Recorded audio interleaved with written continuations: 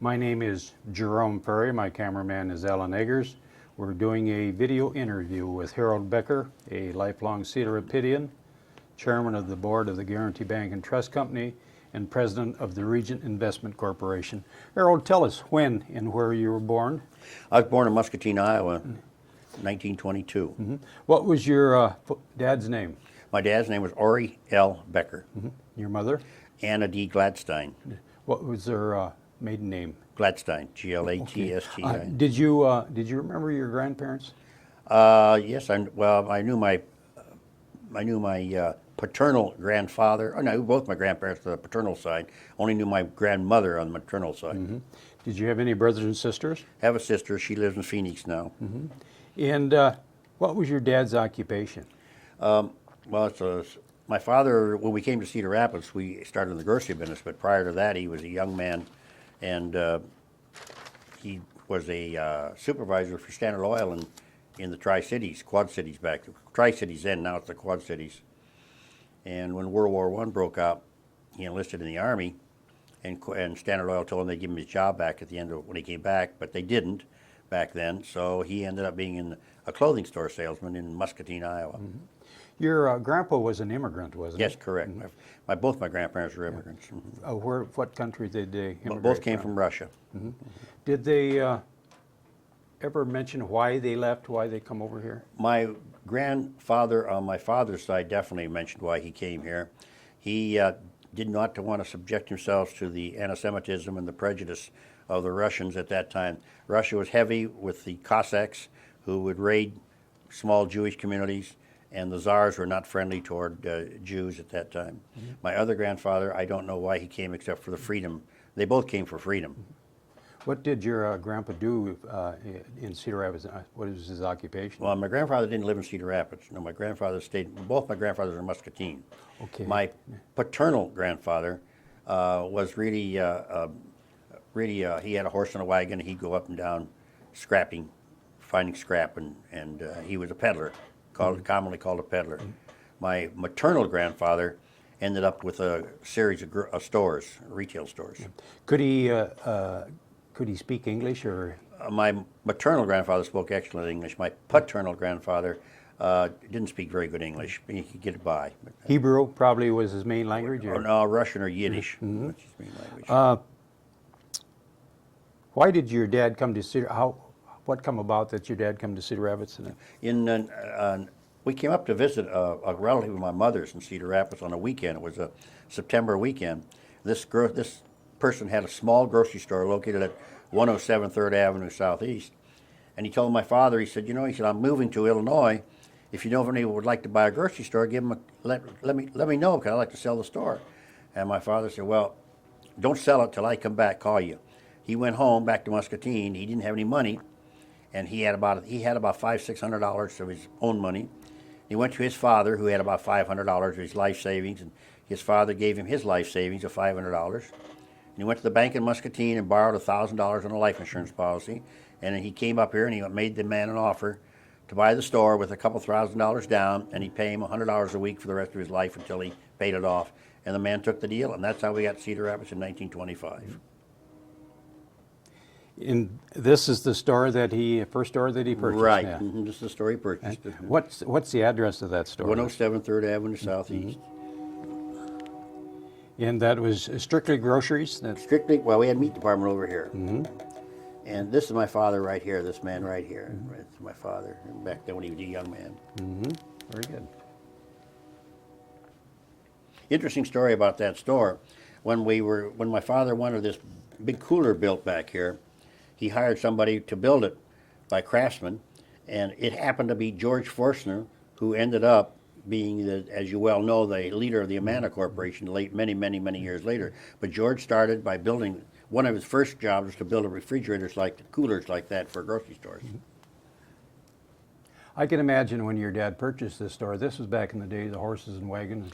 There were still horses and wagons on the street, but not many. It was mostly cars there, but there were a few horses and wagons still left on the streets. Saturdays would have been a big day. Saturday was a big day in Cedar Rapids for the retail business and a grocery store, because all the surrounding communities, the farmers and the small towns like Cog and Center Point, Central City, would all come to the Rapids for the weekend to buy their groceries, and the men would go in and go to the bars, and the women would come to the store with their eggs in their baskets and buy their groceries and load up. And it was really a ritual, and it's a ritual that is unknown to the generation today. Of course, all the retail stores were downtown Cedar Rapids at the time. Then. Right, all the retail stores were downtown, and they stayed open till late on Saturday nights. Would they have had bank nights yet at the? Bank nights came in the 30s at the Paramount, basically the Paramount Theater, or the Iowa also, but they'd have bank night, and that was a free night where people could win money at the theaters, and that's how they attracted people to come to the theaters. Mm-hmm. Let's excuse me. Let's talk a little bit about your childhood, Harold. Okay. Was your dad a disciplinarian, or was he a kind of a fun type guy? That's a very interesting question. He was a combination of both. He demanded respect, but not to the extent where it was punishable by any form. He just ensued respect for his children, and my mother too. They both got respect. Where did you live growing up in Cedar Rapids? I lived at 1915 Park Avenue for the first 2 years of my life, and then we moved to Nassau Street when I was about 12, 13 years old. What did kids do for fun in your day? Did you have a run of the town? Did your folks worry about where you were? Or? No, but we stayed mostly in the neighborhood, and we played ball. We had kick the can, and we'd actually back there we'd have plays. We developed theaters, and we were self-entertaining children, and we had a good neighborhood group. Were your folks practicing Jewish people? Did they go to the temple? My mother insisted that we get a religious background, and we were in Sunday school like all the other kids. What was the big Jewish feast days when? Well, of course, the big day was Passover, which was a very happy day, and then there was the New Year's, Yom Kippur, and Rosh Hashanah, or the holidays, or the religious holidays. But it was feast days. No, Thanksgiving was the best feast day of all. Really? At Christmas time, there was no presents, probably. No, that was a dichotomy for young Jewish children back in that era, because obviously we didn't celebrate Christmas, but yet we did celebrate Christmas because it was a kind of a dichotomy of being secular and believing in Santa Claus, but also respecting your own religion, which didn't accept Christmas as what it is for Christians. Did your dad have a car early on? My dad had a car early on. In fact, we had 2 cars and only 1 driver, which was rather unusual. He had a car he would drive during the week, go to back and forth the office, and he had a big car that he used to drive on Sundays.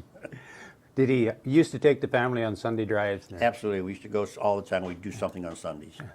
Like where would you go that? Oh, golly. We actually then, we'd drive to Muscatine most of the time on a Sunday to see the grandparents. They were very good about taking their grandchildren to see the grandparents on Sundays. And that was a long drive.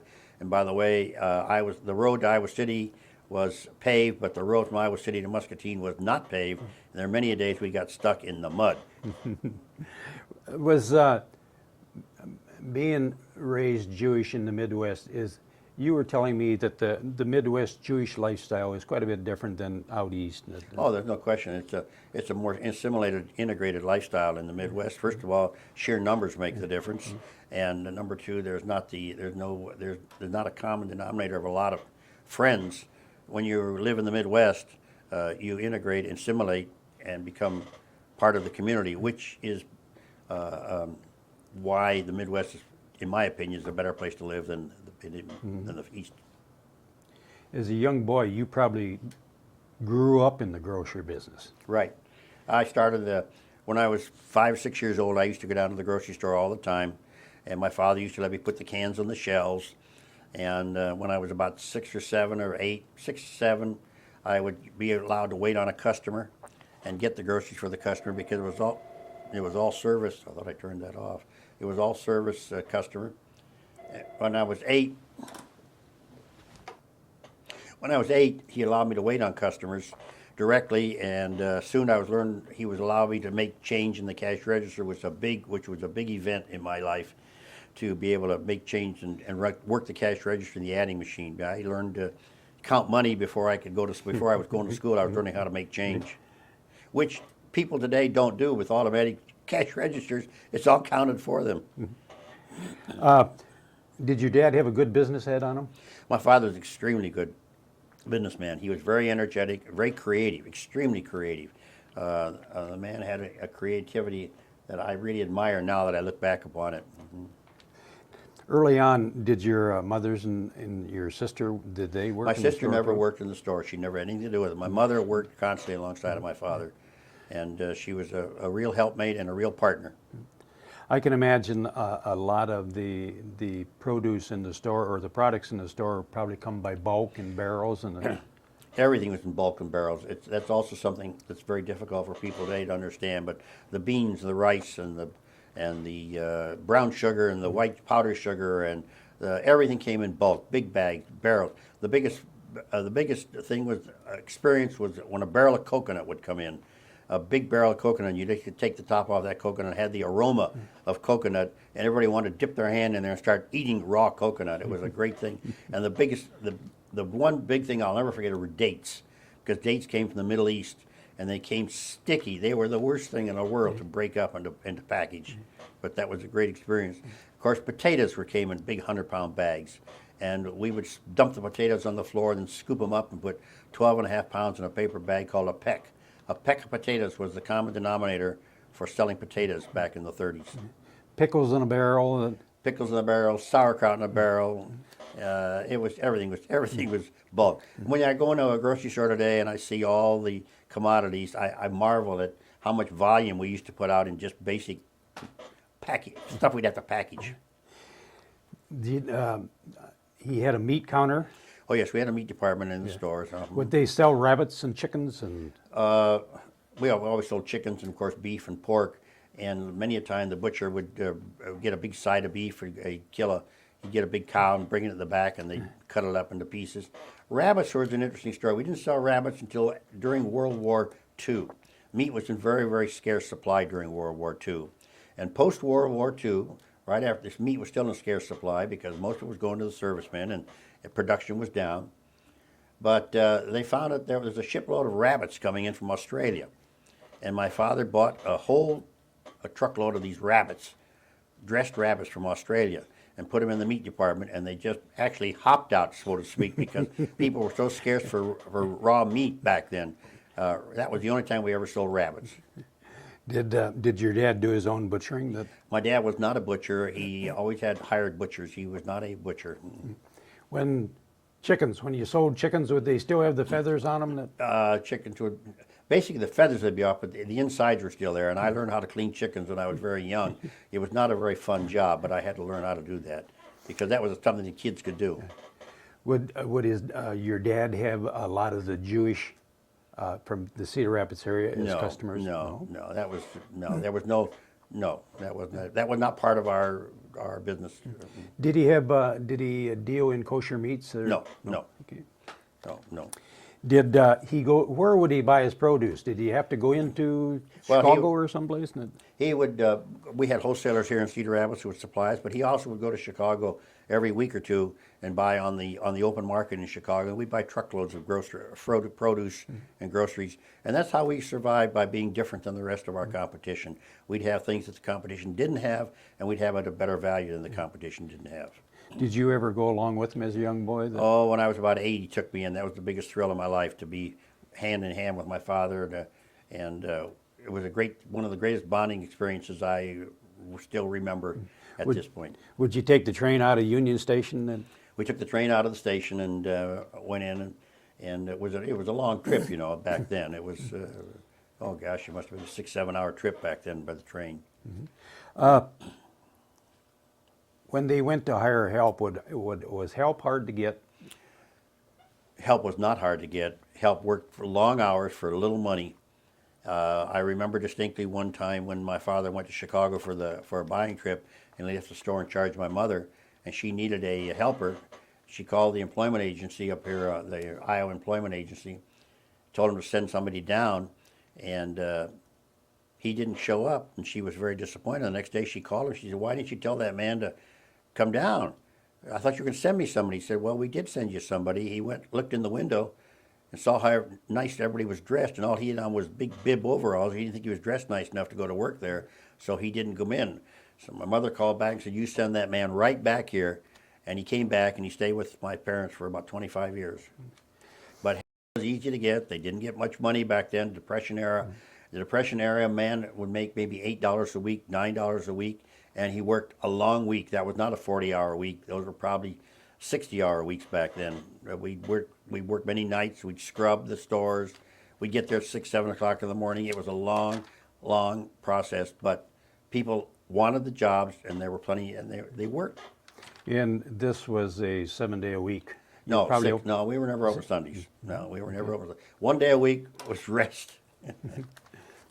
Was there a lot of mom and pop stores? Well, that's basically what my father ended up having. He had 14 mom and pop stores. The second store was opened up soon after he had his first store, about a year or two. He bought a store up on 4th Avenue, 17th Street, and that's this store right here. And it was soon after his first store. Actually, that happens to be me right there with my father with his hands on my shoulder. That store was located at 4th Avenue, 17th Street. Then later on, he had stores on all around town, and there were no mom and pop stores. There were no such thing as supermarkets back in the 30s. This store here was located on the northeast corner of 2nd Avenue and 3rd Street. That was a former bank building. That was basically the first supermarket in Cedar Rapids. Now, it was semi-self-service. That's opening day, grand opening day. And as you can tell by the number of people in there, my father was a real merchant and a real promoter, and he knew what to do to get the people in. Soon after we opened that store at 2nd Avenue and 2nd Street, a building that my father bought in 1929, located next to Paramount Theater, became empty. And he decided that rather than pay rent over here, he would move into his own building, which is this store here. And this is an interesting situation. If you notice the store windows there, that's the way the merchants would display their wares back in the grocery business. You notice the fresh produce all displayed very discreetly and beautiful and inviting, so the customer would come in. And all the canned goods were over here. And I know you can't see this particular portion here, but that's a meat display of fresh meats in the window, and we'd have to change that periodically because refrigeration was not in the window and the meats would spoil after a certain point, so you had to get them out of there because they would look bad. But it took a lot of effort to display merchandise like that, but that's what attracted people to come into your store. That's a window. This is a window of the front of this store where that would happen to be a sun-kissed orange display. And as you can see, back in the 30s, sun-kissed oranges were still very popular, as they are today. They've maintained their presence and their popularity. This is a picture of a People's Groceries Market, which is a remodeled portion of this store, the first store that I showed you. And if you noticed all the people out in front, that was because there was a pre-World War II showing of a movie called The Shores of Tripoli. And this was the reason all these people were here. Maureen O'Sullivan, who was the star of the movie, was here in person. And actually, that's me right there, standing out there in front of the store, as about a 12-year-old boy, probably. Well, maybe a little older than that, not much. But that was taken in 1930. Circa 1930. This is a typical scene of downtown Cedar Rapids. This scene is taken from the railroad tracks on 3rd Avenue looking west. And if you notice here, this big building, this is the old Montrose Hotel, which has since been torn down. And if you notice up here, the cupola, this is the Guarantee Building, which is still there. This is the old Strand Theater, now it's been called the State for many years. And if you look west, you can see called the Capitol Theater. That's the Paramount. This is Kidding's Department Store. And you notice very distinctly the streetcar tracks in the middle of the street. And it's a rather interesting shot of Cedar Rapids looking west on 3rd Avenue. In the Depression era, Harold, you would have been 10, 12, 13 years old. Right. Any memories of it? Very distinct memories. And we, in our grocery business, the government issued free food for people that were on relief or needed help, but they allowed the grocery stores to distribute it free. and we had people lined up to come in for surplus food such as beans and peanut butter and rice and lard and commodities like that. And it was very distinct to watch people, a lot of people, struggling during the Depression era. Now, Cedar Rapids had a distinct advantage. Cedar Rapids was called back then a depression-proof city.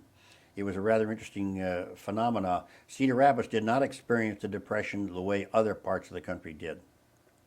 And I think one of the reasons is because it was a food-oriented community, basically food manufacturing orientation.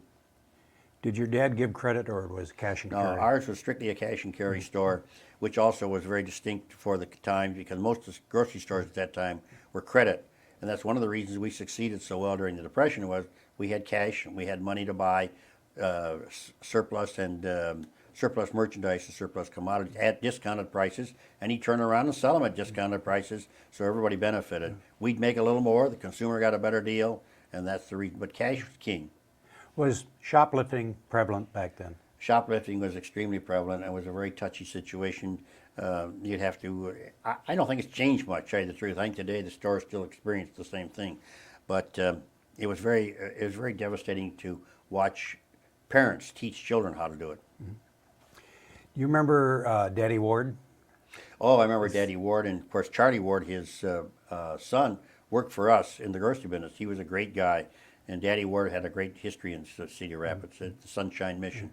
He took care of the people that couldn't make it elsewhere. Were you old enough to remember or to realize what was happening when the banks started closing?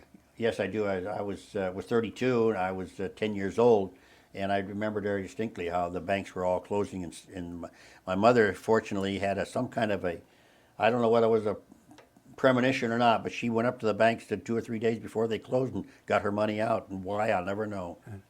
Was there a lot of people that kept their money out of banks after that Oh, period? after that, yes, they were. It was, and I think even today, there's some people that don't trust banks. Unfortunately, I think they make a mistake because I think they're foolish.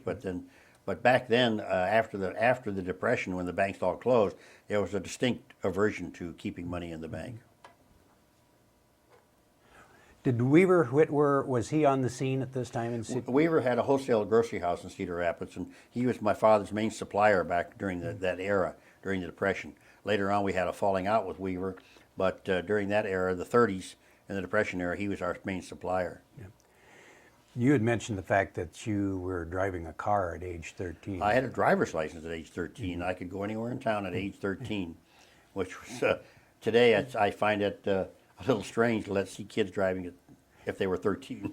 Did kids cruise the loop back then when they could? No. None of that going on. There was none of that. First of all, not many kids, families allowed them. They didn't have a lot of cars. There were not a lot of cars in the streets, and not many families had 2 cars, if any. You know, I think we were rather distinctive. Did you have a lot of so-called friends because you had a car, or? I didn't go get the car to school until I was in high school. I didn't get to drive the car to high school. Did you have any childhood buddies that you were good friends with all your life? Oh yeah, it's just there were. When I lived on Park Avenue, there was a group over there. There was a half a dozen of us used to get together almost every day and play games, and we'd play baseball and we'd play. In fact, during the Depression, rather interesting, there was play money in the newspapers, and so we used to trade things back and forth with this play money. It was a kind of a game, and there was a group there that we created theater productions in our garage. We weren't bad for kids of that age. We had some of the professionals come up and watch us one night, and they told us we were pretty good. Did you ever have a newspaper route? I never had a newspaper route, but I had a magazine route. I used to go up and down Fifth Avenue selling Collier's and Liberty and Woman's Home Companion, and I walked. Fifth Avenue was my route. Back in World War II, President Roosevelt had created a free surplus commodities program. No, not World War II. That was before World War II. Could tell us what that was, what that amounted to? Well, that was where they had. I showed the surplus commodities, surplus foods would be distributed to people that were needy. Okay. Did you ever go to baseball games with your dad out the old stadium? Well, it wasn't the stadium. It was back. The stadium was over where Roosevelt High School is today. It was called the Bunnies Park. And my dad, that was bonding. That was the one thing my dad and I did. We used to take me to the ball game, And that was a great thrill for me to bond with my father when I was a young boy. That was the way we got together at night, nights after work. Where did you go to grade school, Harold? I went to Johnson grade school, and Johnson it was on between Washington and Park at about 16th Street. It's no longer, there is a Johnson school there, but it's a replacement of the school that I went to. They tore down the one I went to. But I had a lot of good friends there, and most of us went on to junior high school together. We were one of the early classes that went through Franklin High School from the 7th grade through the 12th grade. It was at the time when Franklin was switched over to a full senior high school. And I started 7th grade at Franklin Junior High School. And of course, it's changed again. I understand that they split junior high to high school again. Mm-hmm. Were you active in sports? I was not really active as much in sports. I did play football for the high school football team. I was on the 3rd string, and when I got beat up so badly one time, I decided that was enough of that. I did earn a letter, and that was hard work for me. I was extremely active in the dramatics and the theater in high school. That was because your earlier years putting on performances in the garage. Probably true. But I excelled pretty good at dramatics in high school. I did not carry it forward when I went to college, though, and that was a mistake. I should have done that. Yeah. What year did you graduate from Franklin then? I graduated in 1940, in February 1940, and 1 week later I was in college at Northwestern University in 1940 in the winter, midwinter. Did you, growing up or in college or in high school, ever feel any anti-Semitism towards the Jewish race? I had no anti-Semitism in Cedar Rapids while I was growing up. I know no overt anti-Semitism. I'm sure there was covert anti-Semitism. My first experience that was when I went to college in 1940. Northwestern University had a quota system. Only 3% could be of Jewish students. And at that time, you had to put your race and religion and a picture on your application blank. And an Afro-American had to put his picture on for his racial and a religious picture. Your picture would be on because you were Jewish. You had to put your religion on your application blank. Today, that is not true. As we all well know, everybody in America is free to be a free citizen and do his own thing. How many years did you stay at Northwestern then? I graduated in 3.5 years because I enlisted in the Navy in 1942, and they allowed me to stay in school that last year and get my own degree if I was staying in college. And so I had to accelerate and take double courses that last year, and I got out in 3.5 years. Yeah. Then you told me you were at Notre Dame also. Well, I went from the week after I graduated Northwestern, that was September. I was in Notre Dame as a midshipman, as a naval officer, learning to be a naval officer. And in 56 days, they made me an officer and a gentleman. And I think I'm still a gentleman. I don't think I'm still an officer. And I stayed in the Naval Reserve until 1956. Did you major in anything in college? I was a business major, commerce major. Commerce.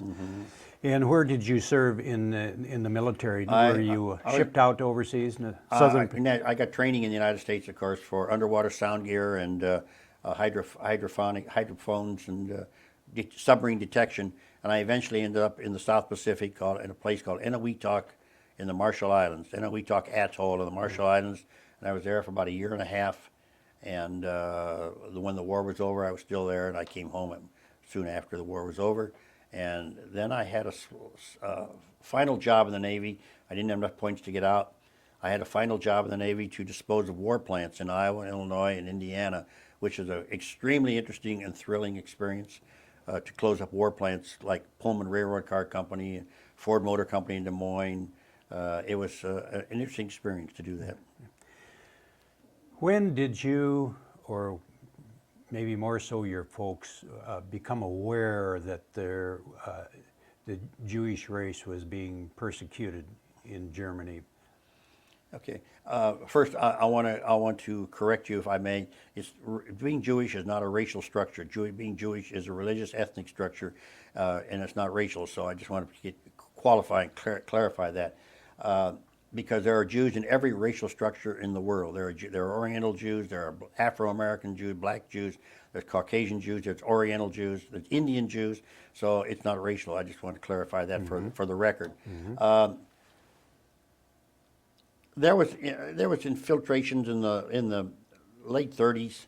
I never will forget in the 30s. I was listening to a radio broadcast in my mother and father's home, and Hitler was speaking, and the man sitting there next to me said, "That man, we got to watch that man. We got to worry about him. He is a threat to society," and it proved true. I don't know when really. It was the late 30s that it became publicly out. Historically speaking, I know our U.S. government knew about the concentration camps. President Roosevelt knew about the concentration camps, and the leaders of the Jewish community begged him to bomb the railroad tracks leading into it, and he didn't want to do that because he was fearful of bombing the camps and he would kill too many people. However, back in retrospect, it probably would have been a good idea to bomb those railroad tracks to keep them going out. One of the other distinctive sad issues about that era was a boatload of Jewish people got out of Germany, and they were going to go to Cuba, and Cuba wouldn't let them in. They sailed up and down the west coast of Florida, east coast of Florida. The United States wouldn't let them in, and they were sent back to Germany, and most of them were annihilated. And so that became a very public story back in the late 30s. You were telling me that your folks used to help raise money for the... Yes, and my father was instrumental in raising money to help refugees and to get people out of Germany. And there were ways of getting money out, getting people out by actually buying them out of Germany and France. In fact, I just completed a book this week about a man who went a Christian. He was called a righteous Christian who went to France and helped smuggle Jews out of and he saved some very famous people, artists. So what year did you come back to the States then, Harold? See, I came back from the Navy in 1946, and I went to work in the grocery store with my father. He asked me what I wanted to do, and I said I'd like to go in business with him. And so I started working for him at $75 a week. And in 1949, I married a wonderful woman from Oklahoma City. And we had 4 children together, and she passed away after 37 years of marriage. Who are the children? Well, this is my oldest daughter, Deborah, Lauren, Sherry, and Robert, my son, who is now actively managing the family businesses. Mm-hmm. Obviously, that picture is taken when they were youngsters. Mm-hmm. Were supermarkets on the scene yet at this time? Supermarkets started coming in just in the late 40s. Were the first supermarkets that came in. We had one of the earliest one in Marion, Iowa, and during the war, we had to close it up because we couldn't get staff to run it when I was gone, and my father couldn't get staff, and our manager was in the Army, but that was one of the earliest ones in town. And then in the late 40s, 49, 50, 51, they started proliferating in Cedar Rapids and moving around outside of the Loop. Most of the grocery stores were in the Loop area back in the 30s. Mm-hmm. When you come back from the service, did your dad make you a manager of the... Yes, he made me a manager. I was at $75 a week. I was the manager of the store, and we had a good relationship. We had an excellent relationship. Was this at this time? Was this a 7-day-a-week job? No, then it was only 6 days. But when we opened up the supermarket up on 2nd Avenue and 10th Street, that's when I got out of the business. When it was going to be a 7-day-a-week job. My mother said this is no way for a young man to raise a family. I already had 2 children. And I was spending 6 days and 6 nights working, and we decided when it got to the 7th day and the 7th night that was just going to be too much. So we got out. We sold out to a chain store that wanted into the town. When you decided to get out of the grocery business, what did you have in mind, or your dad have anything in mind? We came down here to the Guarantee Building and took an office. We had nothing to do. We used to sit and look at each other for weeks, and not a telephone would ring. But the Guarantee Building, you have to understand the history of this Guarantee Building. It's a very interesting history. This building was built in 1895 as a long, narrow building, as you've noticed by this photograph. And in 1895, the building was built for a bank called the Cedar Rapids Savings Bank. And in 1932, the bank failed. However, the building was added on to, over here in about 1905, was added on to, became the full-size building. In 1932, the bank failed, and a receiver took over for the depositors and tried to salvage all the money they could for the depositors. In 1934, there was a man by the name of Van Vechten Schaefer who had been hired by the Merchants National Bank to clean up all the bad debts of a bank called the First National Bank that was located on 2nd Avenue and 3rd Street. And this group, there was a cafeteria there called the Harmony Cafeteria that used to sit behind there. And every noon there was a group of men that would come in every noon, have their lunch at the Harmony Cafeteria. Men like Van Vechten Schaefer and Stuart Holmes, and Weaver Whitwer, and Glenn Fletcher. My father was privy to be at that table. And every noon they'd come in and sit around and shoot the breeze and talk about the world of the day and eat their cottage cheese and pear. And one day Mr. Schaefer, who was a bombastic individual, came in saying he was so damn mad. He said, I'm so damn mad. He said, I have enough money to buy my own bank.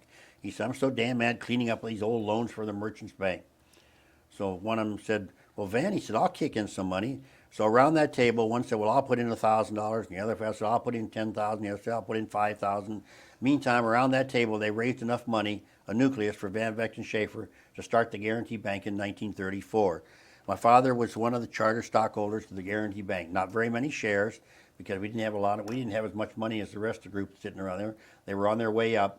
They were all on their way up in that era. And this was in 34. They were entrepreneurs. They were all entrepreneurs, every one of them that around that table. Another one was there was Herb Staymates, who was also an entrepreneur in that group. They started the Guarantee Bank, and Van Vechten Schaefer came over and leased the space from the receiver in 1934 and opened up the Guarantee Bank. And it's been under family management since 34 until the present day. Only two families have really controlled the bank. In 1941, the receiver decided he wanted to sell the balance of the asset and get some cash for the depositors. And he had the building appraised by a legitimate appraiser, and he appraised the building at $150,000. And they had an auction at the courthouse steps. My father was the only bidder. He bid $150,150, and we ended up buying the building in 1941. And that's how our family got this building. It was in very, very poor shape. And we bought it in May of 1941. And if you remember your history, December 1941 was World War II, and there was no materials and no supplies available to make any improvements. So from 41 until the war was over in 46, there was no way to make any improvements in the building. You were telling me that this was the first steel in concrete? According to the legend and according to the documentation, this is the first all-steel and concrete building west of the Mississippi. So obviously that makes it the oldest. I mean, if you make it the first. The other thing that's so interesting about it is the floors at the time the building was built were built about 3 foot above the sidewalk level. And I imagine that was done back then to keep the rainwater out of the building. I don't know. But in the early 1900s, Loomis Construction Company lowered the floors to ground level in the main floor of the building. And that must have been some super job to do that. You had mentioned that there used to be factories in this old building. In this space we're in right now was a factory that made gumball machines. W.F. Main Company was the name of the company. W.F. Main Company made gumball machines, and there was rent was $75 a month in this space, which was a big space back then. And they distributed these gumball machines all over the United States. They were one of the pioneers in the gumball machine business.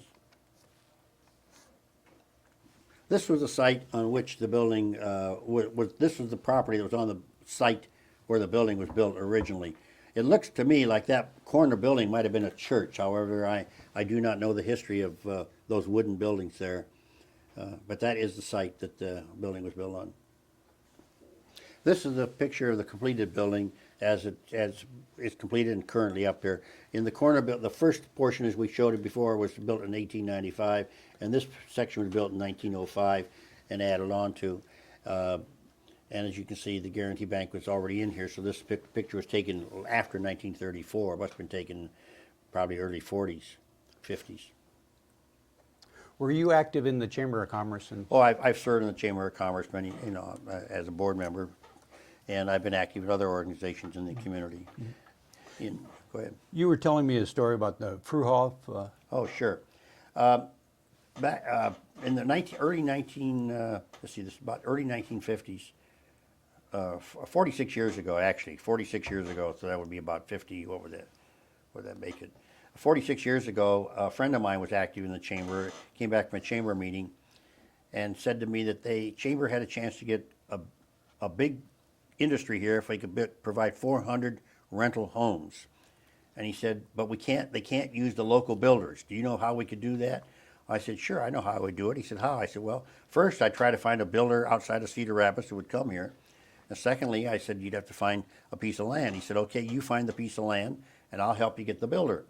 So he contacted a bunch of builders all over the United States, and he got a response from a Del Webb Buildings in Phoenix, Arizona, who were interested in looking at it.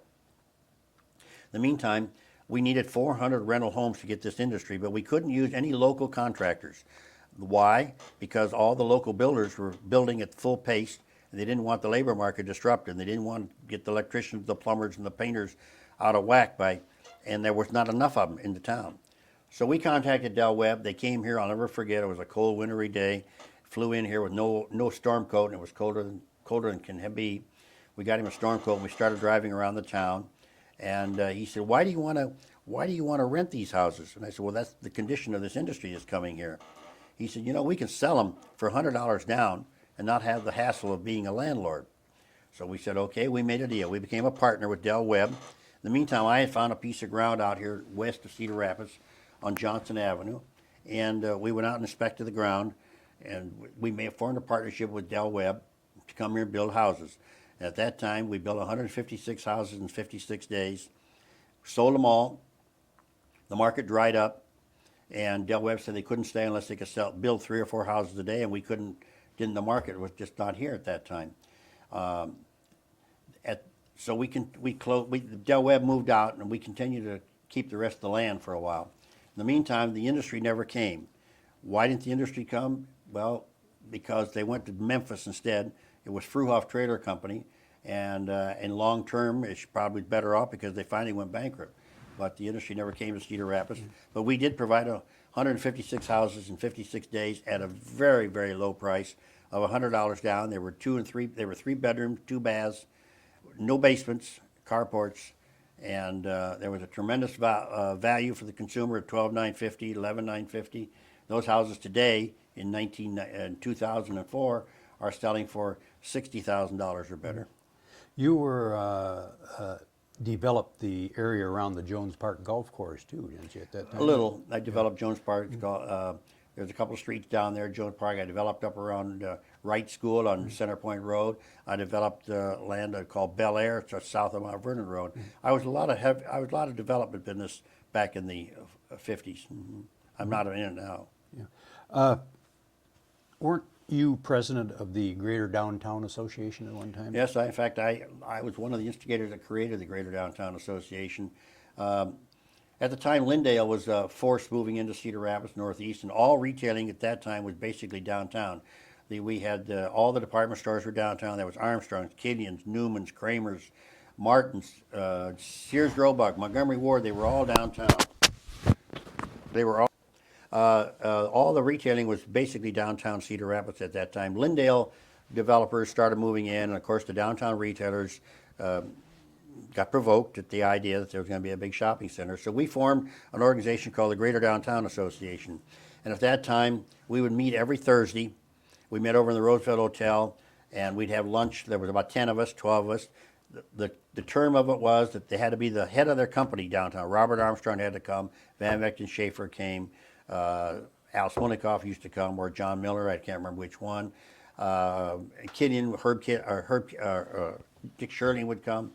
Sud Cook would come, and we'd sit around that table, have lunch, and air out our dirty linen downtown, trying to find out how we could better downtown and to meet the competition at Linndale. And in fact, we tried to fight it for a while. Then we decided rather than fight it, we would accept it, but try to make downtown better. Well, historically, you can tell what's happened. Downtown has survived in Cedar Rapids. It's one of the best downtowns still in the state of Iowa. However, retailing is no longer the prime tenants downtown. As you noticed, most of the retailing has moved out. Now we have 2 shopping centers, and most of the retailing has moved out of the Loop area. But we did preserve the value of downtown, and one of the reasons for preserving the value of downtown, we all had vested interest downtown. Robert Armstrong had property, the Beckers had property, Smonicos had property, all the banks had property, and we had a vested interest in keeping downtown vibrant and alive. And I think over historically we've done a pretty good job. Yeah. Were you involved with the skywalks that? Interesting story in the skywalks. I had a great design coming for the skywalks, starting up at the Cedar Rapids Gazette, coming down the alley behind the Guarantee Building, behind Armstrong's, all the way down to First Street, and going up First Street behind those stores up to the Roosevelt Hotel and in that area. It had an H, and they were all coming down alleys, and then we were going to allow each merchant to hook on, or each building to hook on in the back. Well, unfortunately, my plan didn't succeed because Robert Armstrong wanted all the skywalks to go through his store because he wanted the traffic to go through his store, which I understand his position, but actually, historically, again, it's too bad we didn't get that done because the plan would have been great for downtown Cedar Rapids. And the idea was that you didn't have to hook on your building if you didn't want to, but if you did hook onto your building on it, on the back, then you had to pay your pro rata share of the skywalk. And so you weren't forced to to hook on and to the skywalk, but that was the way. It didn't get done, and the skywalks did get created in Cedar Rapids, not the way I had envisioned them. What year did your dad pass away? Or? My dad died in 1972. 1972. Mm-hmm. And Did he cancer or? yes, he was a smoker. Unfortunately, he was a smoker. Mm-hmm. Back then, were they aware of the dangers of smoking? I think by 72 he was. I don't think when he started he didn't know. Neither did my wife. Unfortunately, my wife was a smoker also. I don't think they realized the dangers of smoking until in the 70s that we knew. They already knew, but then it was too late. I mean, the damage had been done to your body after the years of smoking. And you also had a pilot's license. Yeah, that's an interesting story, isn't it? Because you have to know the history. I took my first airplane ride in World War II. They flew me from Hawaii to Kwajalein Island to Eniwetok Island. That was the first time I was ever in an airplane, and I was impressed with the fact that I was flying in an airplane. But when I came back from the service, I wouldn't fly. I wouldn't fly in a commercial airplane. Why? I still don't know why, except fear, I guess. Fear was the overriding reason. My wife would take the children and fly to Oklahoma City to visit her parents, and I would take the train. And it was rather a dumb situation. And one day I was driving home, and I heard a commercial on the radio that said, "You too can learn to fly for $5 an hour." So I thought to myself, why shouldn't I do this? So I called up the airport and made a reservation to learn how to fly for $5. Told my secretary not to tell anybody, that if I didn't get back, that's where I was at, and then call my wife and tell her that I was out trying to learn how to fly. I must tell you, I was hook, line, and sinker after that first lesson, and I quit after I quit by the time when I was 77 years old, 78 years old. I decided I guess that was the time to quit. But I ended up flying quite a bit, and I ended up with a twin-engine airplane. Never in my wildest dreams as a child or a young man did I ever dream that I would own an airplane. Was your wife comfortable flying with you? Oh yes, my wife was very comfortable flying with me. What was the longest trip you'd probably taken? Oh, we went to Florida a couple times, yeah, the longest trips. How did you get into the banking business? Many people have asked me how I've got into the banking business, and that's an interesting story. When I came back from the service in '46, a friend of mine and I were playing golf, and he said he had 30 or 40 shares of Guarantee Bank stock, and he didn't want them. He wanted if I'd buy them. Well, I said I'd buy them, but he said, well, I got to get permission first if I can sell them to you, because back then it was kind of a good old boys system. You just couldn't buy local bank stocks without being one of the good old boys. And I was too young to be a good old boy. I was a good boy, but not a good old boy. And he went to Mr. Schaefer, who was the controlling dominant stockholder of the Guarantee Bank, and he said, oh, he'd be delighted to have Harold as a stockholder, because he had known me, watched me grow up. He was a contemporary of my father's, and he watched me grow up as a little boy. So I bought my first 30 or 40 shares. Every time a few shares would come on the market, I was the only bidder for the stock. I kept buying and bidding the stock. Every time a few shares would come on, I'd buy 50 here and 100 here and 20 there. From 1946 until 1969, I had acquired 10% of the bank by just picking up whatever nobody else wanted. And you must understand, it was not a kind of a stock that was in a big demand. It was a very locally owned stock, a very small float, as they say, a very small turnover. In 1969, I had acquired 10% of the stock. In 1969, the Brentons from Des Moines, who had grandfather rights for chain store banking, came over here and made Mr. Schaefer an offer to buy the bank, to buy it out. Mr. Schaefer came to me. He had owned 40%, and I own now 10, which is 50%. He said, "What are you going to do?" I said, "I don't want to sell my stock." He said, "Well, I don't want to sell mine either." Well, I said, "Then it's an academic issue." I said, "If you don't want to sell yours, I don't want to sell mine. They're not going to buy it unless they can get control." Well, he said, "I guess you're right." But he said, "Gosh," he said, "I don't know what to do." I said, "Well, I don't want to sell mine." Okay, he left. About a week or two later, a man by the name of Pete Bezanson, who was in town, heard that the Brentons had made him an offer. And so he came over and made Mr. Schaefer a bigger offer. Now, Mr. Schaefer had a dislike for Mr. Bezanson, a personal dislike. And he said, "I don't want to sell to him." And he said, "What are you going to do now?" Because the offer was bigger. I said, "I still feel the same as I did before. I don't want to sell mine." He said, "Well, I don't want to sell mine either." He said, "So what are we going to do?" I said, "Do what you want." He said, "Well, I ought to tell my other stockholders I got this bid." I said, "Go right ahead, tell them." I said, "Doesn't make a difference to me." I said, "You're not going to sell yours. I'm not going to sell mine." I said, "We still control it." Well, he came back about a week later and he shook his finger in my nose. He said, "I know what I'm going to do. I'm going to sell you the bank." I said, "Whoa, whoa, whoa, whoa, Van." I said, I don't have that kind of money to buy the bank." He said, "I'll get you the money." He went to Chicago and he vouched for my integrity, not my net worth, and not that not for the loan, but he vouched for my integrity, and the bank in Chicago loaned me all the money to buy his interests out, and that's how I ended up in the banking business. The deal was, it was 1969. He wanted to retire when he was 72. He was born in 1900, and I said, "Okay, you can stay on as chairman of the board till 1972 and then retire," which he did, and then I became chairman of the board in 72. When did your son Robert join you? He's been here now, gosh, it's been about 12, 15 years now. Mm-hmm. What's his current position then? He's now president and chief executive officer. He runs the Daily Show now. Did your daughter show any interest in the banking? No, I had one daughter that served on the board for a short time while she lived here, but no, my daughters didn't show any interest in it. Did you? How many branches would Guarantee have had? Well, when I bought it, we only had 2 branches. Now we've got 7. And what was your loan limit at its peak? At its peak, which is now, it's about $2.5 million. And how were you ranked among your competitors? Well, we're probably the third, maybe 4th largest bank in Cedar Rapids. Probably 3rd largest in Cedar Rapids. We're the only locally owned bank. Everybody else now is chain stores you'll recognize by the names. What year did your wife pass away, Harold? 19 years ago now. That would make it, what, 60? 86? 86, right. And how old was she? She was in her early 50s. And unfortunately, it was an unfortunate, untimely early death. And We'll start on him first. And what year did you remarry, Harold? Now, that's a question that it's hard to answer. 12 years ago. The year, I'm not sure. It's 12 years ago. We've been married just about 12 years this November, my current wife. And where did you meet her? Met her at a party one night, just accidental. Serendipity, would you say. It's the way the world goes.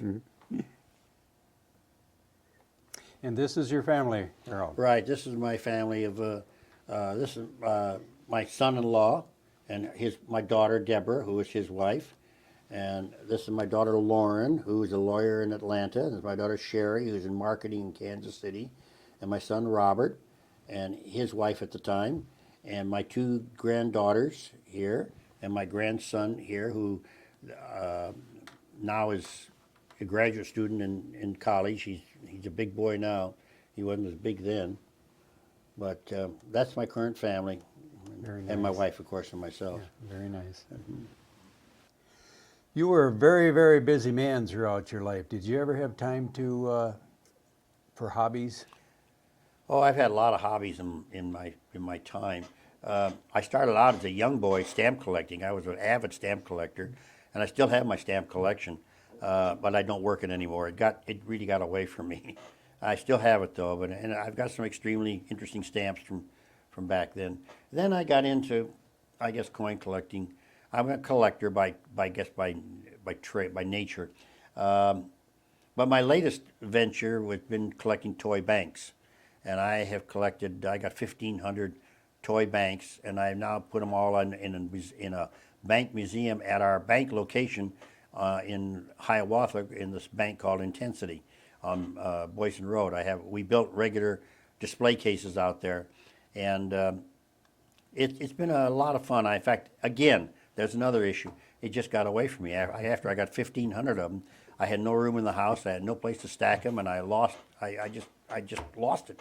And I still would like to buy some more, but I tell you frankly, space is the problem. But I do have some very, very interesting banks and very unusual toy banks, and it's nice to have. It's a nice collection, and people go out there and look at it. In doing my research on you, Harold, I had read that you were once a conductor of the Cedar Rapids Symphony. Is that really true? Well, that was my wife. My wife, with my first wife, they had a auction at one of the Sight and Sound programs. That one of the auctions was to lead the symphony, and my wife bought it unbeknownst to me. And after she bought it, she told me what she had done, and I was, of course, a little embarrassed. But I did lead the symphony in Stars and Stripes Forever, and I'll never forget it. It was a wonderful experience. And T. Meyer was the conductor, and he came out the house to teach me how to conduct an orchestra. And I went along with it, and I went out and rented a Uncle Sam suit, an Uncle Sam hat, and high boots, and I walked on the stage and I conducted the Stars and Stripes Forever, and it was one of the greatest thrills I've ever done. And when I got through, my family had already decided, they were all there, a lot of people. I mean, it was at the Coliseum, by the way, that night. And my family gave me a big bouquet of vegetables, not flowers. They brought me the vegetables. I had that. You're in the process of putting together a book of your memoirs, aren't you? Yeah. Well, I'm not a famous person. I'm just an ordinary guy, you know. But I figured that someday, down the line, maybe some great grandchildren want to know who the family was. And I have put down. I've got a book in process. I've written down lots of anecdotes and things that have happened to me, and reasons that I've done certain things and why I have not, and who we were and what we were. Someday, somebody in the family may want to read it. I don't expect it to be a big seller like the Da Vinci Code or some of the popular books today, and probably won't even go on sale, to be honest with you. I'll be lucky to give them away because it's an ego publication. Did you ever get to meet any of the movers and shakers in Washington, D.C.? Let's see. No, the only one I did meet Al Gore one time when he was here in Cedar Rapids. I met Shimon Peres, who was the Prime Minister of Israel one time, by being invited to a convention somewhere. No, I've never been involved in a lot of politics or big name people. Harold, unless you have any more memories to share with us, the Cedar Rapids History Center, the Linn County Historical Society would like to thank you very much for sharing your memories with us. You're entirely welcome. If I'm living another 100 years, you can come back for another interview, and I'll give you some more stories. Thank you.